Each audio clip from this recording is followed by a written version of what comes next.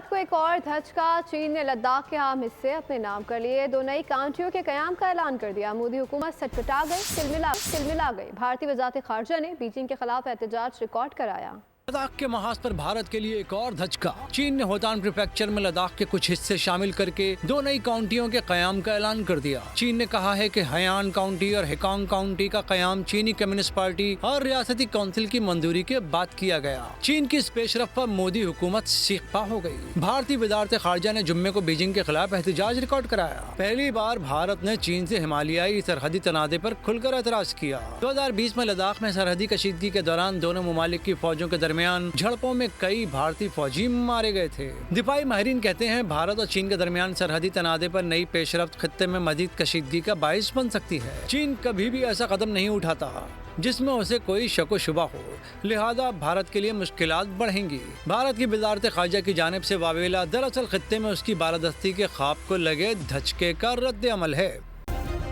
Subscribe करें और bell दबाएं ताकि कोई खबर रह न जाए।